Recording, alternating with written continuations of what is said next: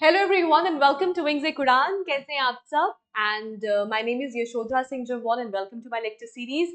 सो guys, हम लोग कर रहे हैं एमसीक्यू सेशंस। पिछली वाली लेक्चर में शायद फिफ्थ क्वेश्चन था, आंसर सही बोला लेकिन मार्क मैंने गलती से दूसरा कर दिया था, सो आई एम सो सॉरी। और आई थिंक इतना तो आप लीनियंट मेरे साथ हो ही सकते हो, ठीक है? सो आई विल मेक श्योर कि आज ऐसा ना हो। तो लेट्स गेट स्टार्टेड। ठीक है दोस्तों, चलो पहला क्वेश्चन।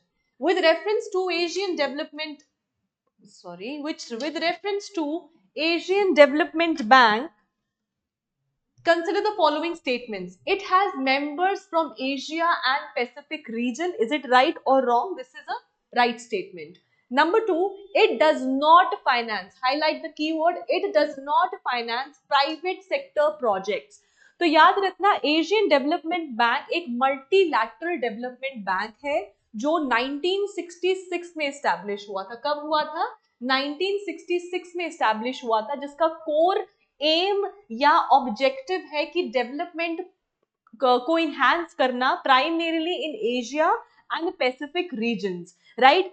इसमें प्राइवेट सेक्टर्स में भी, इन प्रोजेक्ट्स में भी फाइनेंसिंग होता है। So second option is wrong, क्योंकि ये प्राइवेट सेक्टर प्रोजेक्ट्स में भी फाइनेंसिंग प्रोवाइड करते हैं। और अगर मैं बात करूं एशियन डेवलपमेंट बैंक के हेडक्वार्टर्स की, तो वो है मैनीला, which is Philippines. PPINES, ठीक है, फिलीपींस, ठीक है, ओके।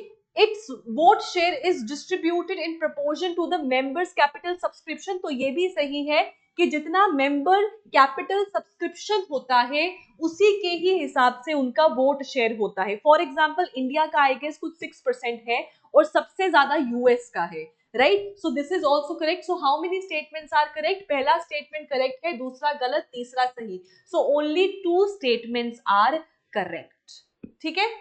चलो next question, question number two is India's first super computer Param 8000 was launched in which year? तो सबसे पहले तो अगर आपको पता है तो दिस इज इंपॉर्टेंट कि जो सुपर कंप्यूटर्स होते हैं ना, सबसे पहले तो सुपर कंप्यूटर्स जो होते हैं वो किसके द्वारा डेवलप होते हैं? Bye CDAC,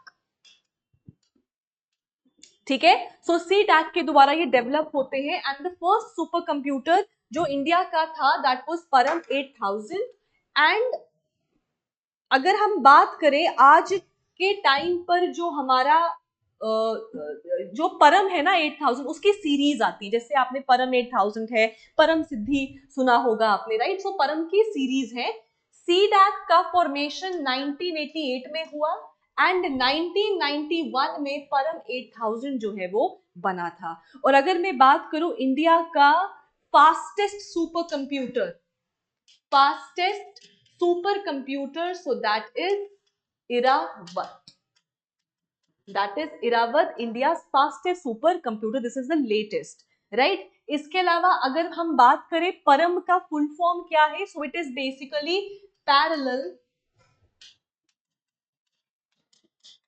parallel machine. ये इसका फुल फॉर्म है परम 8000 का। कब बना है? 1991 में बना है, ठीक है? किसके द्वारा? बाय सीडैक, ठीक है? Okay, next question, question number 3।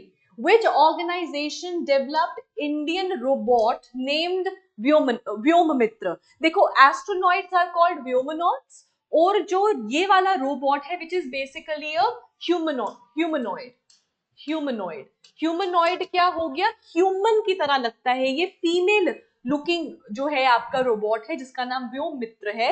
और व्योममित्र जो है इंडिया के गगनयान मिशन में भी बहुत इंपॉर्टेंट रोल जो है वो प्ले करेगा। And this Vyommitra is developed by ISRO, ठीक है?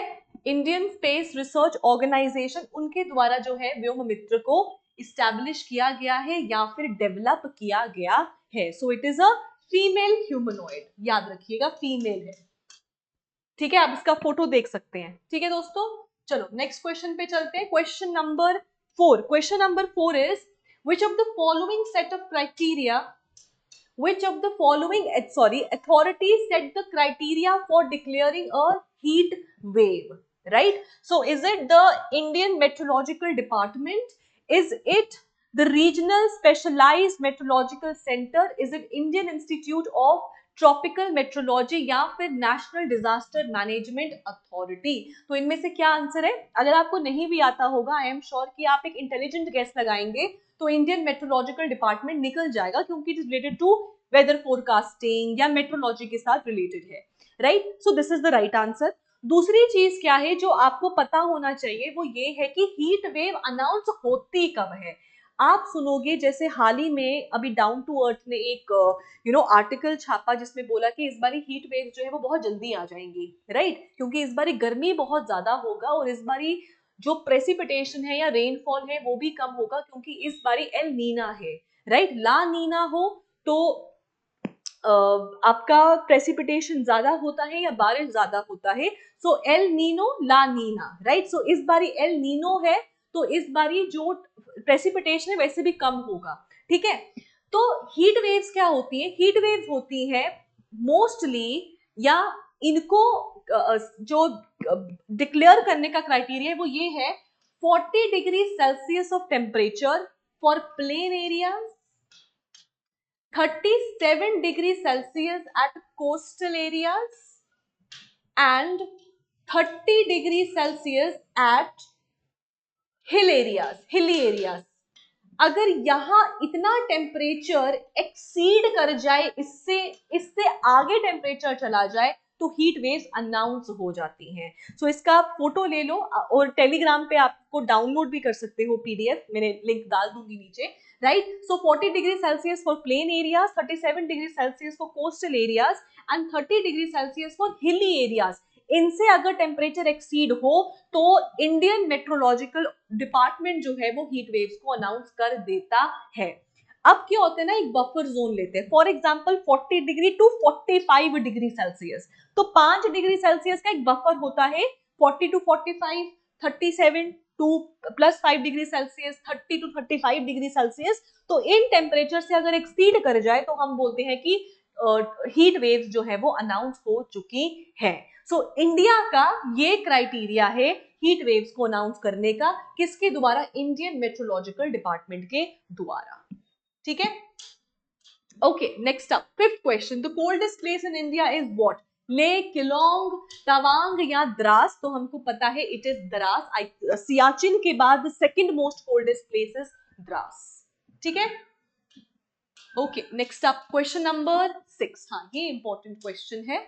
Alright, consider the following statement with reference to the Jallianwala Bagh massacre. कब हुआ है? अप्रैल 13 आने वाला है इसका रिमेम्बरेंस डे 1919, ठीक है? 13 अप्रैल बैसाखी वाले दिन को हुआ था जलियांवाला बाग मैसेकर, राइट? अब इसके रिलेटेड कुछ क्वेश्चंस। पहला क्वेश्चन है, brigadier REH that is Reginald Dyer was responsible for the massacre। तो हमको पता है दो लोग थे, एक थे lieutenant governor of Punjab which was Michael O'Dwyer, और एक थे ब्रिगेडियर जनरल डायर, जिन्होंने without any warning the only exit of Jallianwala Bagh उसको बंद कर दिया और ओपन फायर कर दिया ऑन द अनआर्म्ड क्राउड। मतलब जिनके पास कुछ भी नहीं था हाथ में, उनके ऊपर ओपन फायर कर दिया। So first statement is right। Number 2, the people were killed protesting against the Vernacular Press Act। देखो, वर्नैक्युलर प्रेस एक्ट 1878 में आया है, राइट? और वर्नैक्युलर प्रेस एक्ट जो है वो आया था फ्रीडम ऑफ प्रेस पर हमारे रोक लगाने के लिए। प्राइमरीली वो न्यूज़पेपर्स जो वर्नैक्युलर लैंग्वेजेस के साथ डील कर रहे हैं उनके ऊपर बैन लगाया जाए, उनको कर्टेल किया जाए। कोई भी प्रिंटिंग हाउस बन रहा है, प्रिंटिंग प्रेस शुरू हो रहा है, प्रेस का काम शुरू हो रहा है, तो उसके लिए लाइसेंसिंग होना चाहिए। गवर्नमेंट के बारे में लिखने से पहले प्रूफ रीडिंग होना चाहिए, राइट? कोई भी आप चीज छाप रहे हो तो पहले government should be aware about it, right? That was the vernacular press act of 1878, also called as the gagging act 1878। किसके द्वारा इंट्रोड्यूस किया गया था? It was introduced by this lord Lytton के द्वारा जो है वर्नैक्युलर प्रेस एक्ट आया था। और इस वर्नाक्युलर प्रेस एक्ट को रिपील किया गया 1882 में बाय लॉर्ड रिपन, जिनको हम father of local self government भी कहते हैं। ठीक है, तो that is 1878 vernacular press act, 1882 Lord Ripon ने इसको रिपील कर दिया, खारिज कर दिया, राइट। एंड लॉर्ड रिपन को ना he was one of the most favourite governor generals of India. ये बहुत पसंद किए जाते थे by the local people that time. ठीक है, ओके। सो क्या ये Jallianwala Bagh massacre vernacular press act के लिए प्रोटेस्ट था? तो बिल्कुल भी ऐसा नहीं है। So second statement is wrong. This is also wrong. Both is also wrong. That means only one statement is right. जबकि जलियांवाला बाग मैसेकर, जलियांवाला बाग में तो खैर कोई प्रोटेस्ट हो ही नहीं रहा था। 13 अप्रैल था, बैसाखी का दिन था, पंजाब के लिए न्यू ईयर की तरह सेलिब्रेट किया जाता है, तो लोग वहां पर थे। उससे पहले yes, unrest was created in Punjab because दो इंपॉर्टेंट लीडर्स को जेल में बंद कर दिया था जिनके ऊपर कोई कसूर भी नहीं था। That was Satyapal and Saifuddin Kitchlew, right. और इसीलिए अनरेस्ट की वजह से this Jallianwala Bagh massacre happened, क्योंकि जो है गवर्नमेंट ने नोटिस निकाल दिया, माइकल ओडॉयर ने नोटिस निकाल दिया कि फ्रीडम ऑफ असेंबली को छीन लिया गया है, which the people of Jallianwala Bagh was completely unaware about. ठीक है, सो only one statement is right for question number 6। ठीक है, चलो जी आगे। 7th question, consider the following events. चलो ठीक है, कैबिनेट मिशन कब आया है? 24 मार्च, हमको पता है 24 मार्च 1946 में आया है। क्रिप्स मिशन 1942 में आया है। क्विट इंडिया मूवमेंट 1942 में आया है। माउंटबेटन प्लान 1947 में आया है, राइट। इसीलिए जो बच्चे मुझसे पढ़े हुए हैं उनको तो पता होगा, जो नहीं पढ़े हैं मैं उनको बता दूं। जब भी मुझसे बहुत बच्चे पूछते कि मैम हिस्ट्री याद नहीं होती, राइट। और अगर वो रट्टा मार के आए होंगे तो इन दो में कंफ्यूज हो जाएंगे। ठीक है, I always tell my students in class also and students who meet me also कि हमेशा हिस्ट्री को कहानी की तरह पढ़ो।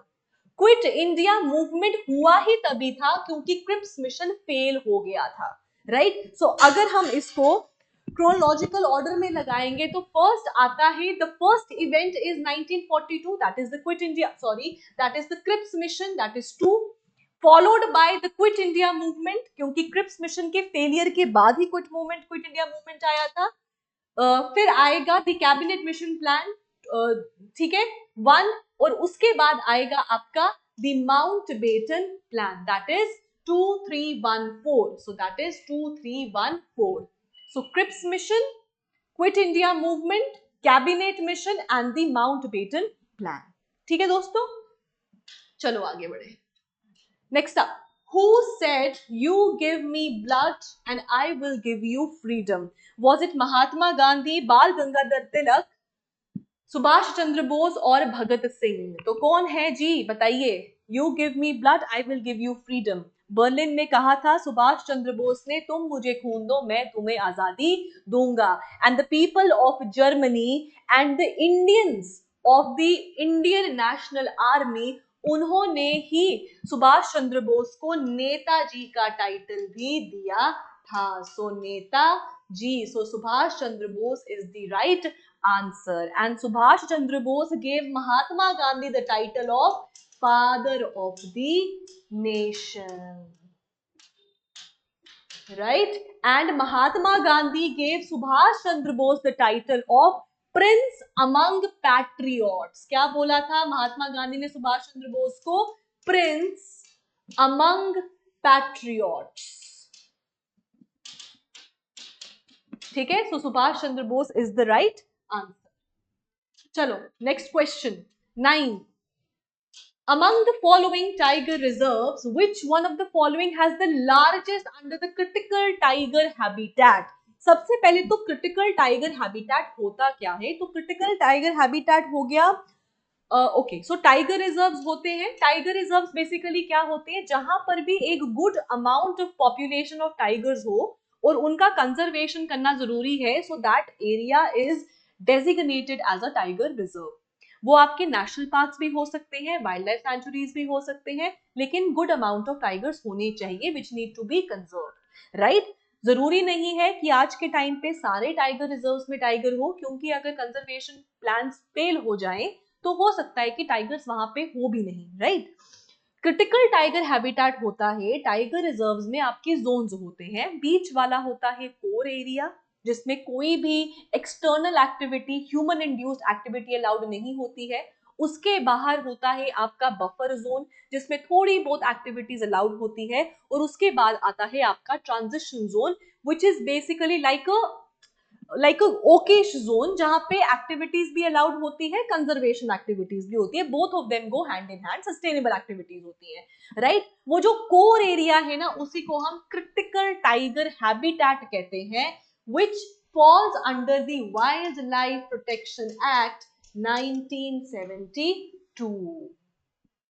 ठीक है, सो क्रिटिकल टाइगर हैबिटेट है एक, आपका क्रिटिकल वाइल्ड लाइफ हैबिटेट भी होता है, उसको मैं नेक्स्ट एमसीक्यू में एज अ एमसीक्यू लेके आ जाऊंगी। ठीक है, अभी के लिए critical tiger habitat is what you need to remember. ठीक है, तो अगर हम बात करें कि largest area among the critical tiger habitat, तो वो आपका लार्जेस्ट टाइगर रिजर्व है इंडिया का, that is Nagarjuna Srisailam, which is in Andhra Pradesh. ठीक है, और अगर मैं यहां पर बात करूं स्मॉलेस्ट टाइगर रिजर्व का, तो वो है आपका bore tiger reserve, which is इन महाराष्ट्र। ये आपका स्मॉलेस्ट टाइगर रिजर्व है। ठीक है, याद रखिएगा। फाइन, चलो 10th क्वेश्चन। 10th इज, अच्छा, if a particular plant species is placed under Schedule 4 of Wildlife Protection Act 1972। Remember 1972 के बारे में पूछ रहे हैं। हाल ही में अमेंडमेंट हुआ है 2022 में। पहले 6 शेड्यूल्स थे और अब उन 6 शेड्यूल्स को आफ्टर 2022 अमेंडमेंट 6 को घटाकर 4 शेड्यूल्स कर दिए गए हैं। ठीक है, आप मुझे कमेंट्स में बता देना, अगर आप चाहो तो मैं आपको wild life protection amendment act पढ़ा दूंगी। ठीक है, अलग से लेक्चर में। ठीक है, ये इंपॉर्टेंट है। ठीक है दोस्तों, जैसे आपको पढ़ाया था ना India state of forest report, तो ये टॉपिक भी मैं पढ़ा दूंगी, मुझे बता देना एक बार। ठीक है, सो अभी कितने हैं, पहले 6 थे, अब जो है वो 4 हो गए हैं, राइट। वो पूछ रहे हैं जो 1972 में जो छठे शेड्यूल पे जो प्लांट्स आते थे वो कौन से थे, राइट। फर्स्ट, अ लाइसेंस, ये ओ नहीं है, a licence is required to cultivate that plant. B, such a plant cannot be cultivated under any circumstances. It is a genetically modified crop plant. Is a plant such a plant is invasive in harm and is harmful to the ecosystem. तो याद रखना जो 1 2 3 4 5 and 6 थे ना, जो 5th वाला था वो था आपका वर्मिन।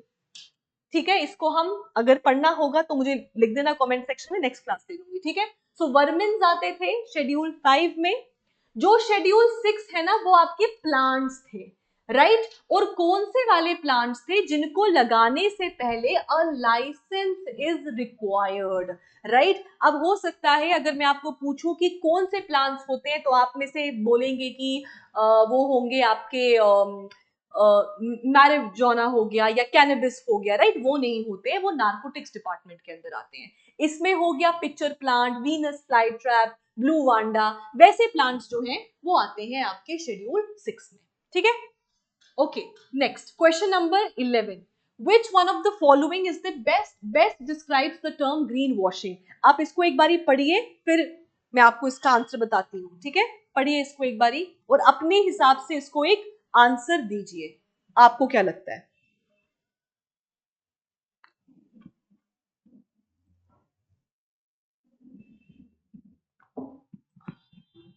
ठीक है, देखो, एक होता है ग्रीन वॉशिंग, एक होता है ब्लू वॉशिंग।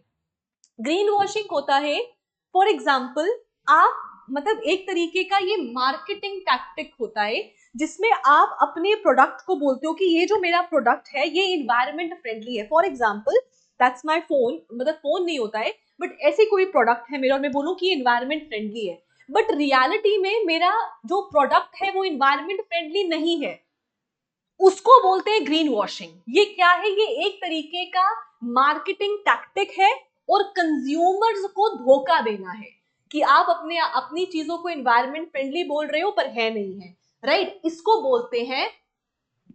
बोलते हैं ग्रीन वॉशिंग, कि green is environment and washing is you are faking about it, right. एक होता है ब्लू वॉशिंग, ठीक है। ब्लू वॉशिंग क्या होता है ना, ब्लू वॉशिंग में आप क्या करते हो, आप बोलते हो फॉर एग्जाम्पल मैं ये प्रोडक्ट बेच रही हूँ और बोलती हूँ कि इसका कुछ हिस्सा जाएगा सोशल या इन्वायरमेंटल कंसर्न्स के रिलेटेड इन्वेस्टमेंट्स होगा, बट हो नहीं रहा है। ये भी मार्केटिंग टैक्टिक है, राइट, जिसमें अगेन लोगों को बेवकूफ बनाया जा रहा है, उसको बोलते हैं ब्लू वॉशिंग। जो सोशल इकोनॉमिक या इन्वायरमेंटल हो, जो होली एंड सोली इन्वायरमेंटल हो, दैट इज ग्रीन वॉशिंग। जो सोशल एंगल हो, दैट इज ब्लू वॉशिंग, ठीक है। चलो, so the answer is a. चलो तेज तेज चलते हैं, बहुत लंबा खिंच गया। Next is one nation one registration. One nation one registration platform is initiative of what? So one nation one registration है for registration of doctors, right. तो ये किसके अंडर आएगा? नेशनल मेडिकल कमीशन के अंडर आएगा। So D is the right option, ठीक है। Next up, consider the following statements regarding white hydrogen. Very good. कल हमने ग्रीन हाइड्रोजन किया, ग्रे हाइड्रोजन किया, आज हम व्हाइट हाइड्रोजन करें। व्हाइट हाइड्रोजन होता है जो हमको नेचुरली मिलता है in the earth crust, right. So white hydrogen हो गया जो हमको नेचुरली मिलता है इन द अर्थ क्रस्ट, और ये इन्वायरमेंट फ्रेंडली है। क्यों? क्योंकि ये इन्वायरमेंट पोल्यूट नहीं करता है, राइट। कोई एमिशंस नहीं है इसके हार्मफुल टू द इन्वायरमेंट। और ना व्हाइट हाइड्रोजन को प्यार से हम गोल्ड हाइड्रोजन भी कहते हैं, क्योंकि ये गोल्ड ही तो है, और क्या है? गोल्ड हाइड्रोजन, सोना है क्रस्ट में, right.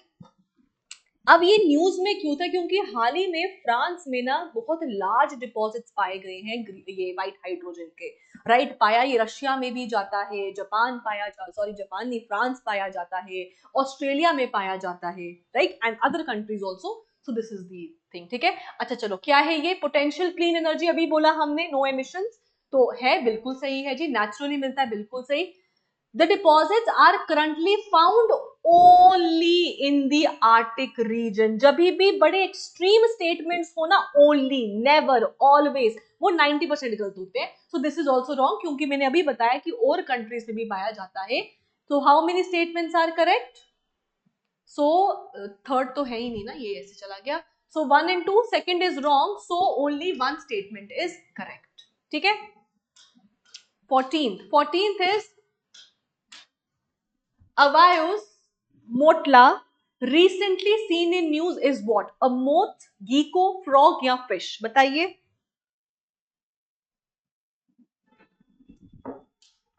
So this is basically a fish, ठीक है। हाल ही में ये ओडिशा में स्पॉट हुई है, फ्रेश वाटर फिश है, ये स्पॉट हुई है, इसलिए ये जरूरी है। एक बार ये क्वेश्चन पूछा था मैंडरिन के ऊपर, मैंडरिन के ऊपर कि what is Mandarin recently seen in news, क्योंकि ये लोकतक लेक में ना तैरती हुई मिली थी। सो this is basically a duck. आप इसका फोटो देखना, इतनी खूबसूरत डक है ये, मतलब ऐसे जैसे कोई एनिमेटेड सा क्रिएचर नहीं है, लगता ही नहीं है कि इसमें जान है, पूरा खिलौना लगता है ये देखने में। तो ये बहुत सालों के बाद जो है वो लोकतक लेक में स्पॉट हुई थी, उसी साल क्वेश्चन भी पूछा गया था। सो ये भी याद रखना दैट दिस मोटला इज अ फिश, ठीक है। चल आगे बढ़े। For 15th question, where is the Jawaharlal Nehru Port? Paradeep, Cochin, Mumbai या Kolkata? So this is India's largest container port, that is in Mumbai, right? So this is in Mumbai, याद रखिएगा।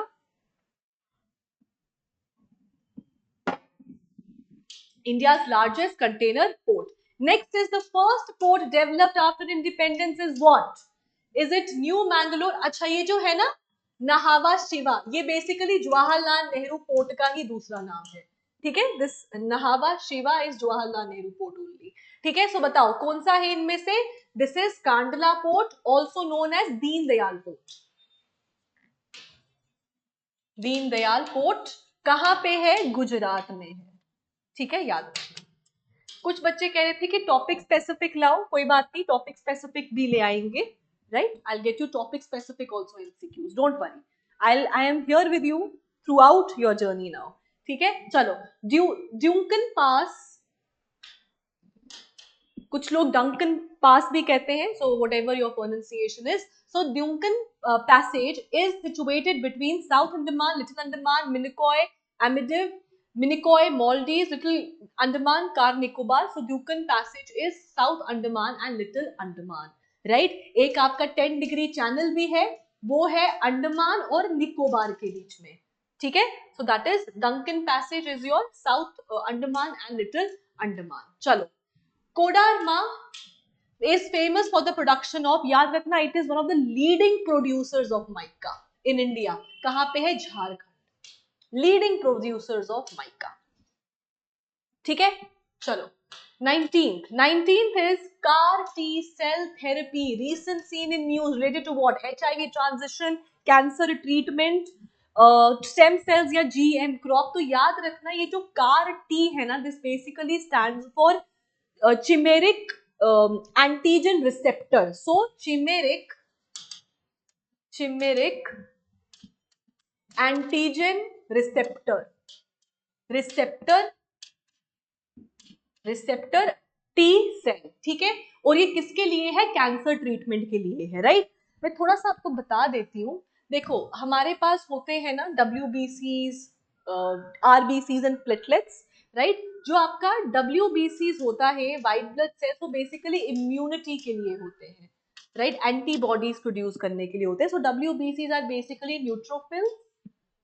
आपने ये साइंस में पढ़ा होगा. Neutrophils होते हैं एंड लिम्फोसाइट्स होते हैं, ठीक है. लिम्फोसाइट्स होते हैं. लिम्फोसाइट्स दो प्रकार के होते हैं, B cell and T cell. B cell होते हैं मेमोरी सेल्स. मेमोरी का मतलब होता है ये याद रखते हैं कि कौन सा प्रोटीन सिंथेसाइज करना है अगर बॉडी में कुछ एलियन घुस गया है तो, right. So that is B cell. जो मेमोरी के सेल्स होते हैं, जो याद रखते हैं कि कौन सा एंटीबॉडी है, किसी एंटीजन के अगेंस्ट कौन सा एंटीबॉडी प्रोड्यूस करना है, और बॉडी हमारी अपने आप एंटीबॉडी रेजिस्टेंट हो जाती है, एंटीबॉडीज डेवलप कर लेती है उस चीज के खिलाफ, right. So that is B cell. T cell होता है टारगेट सेल.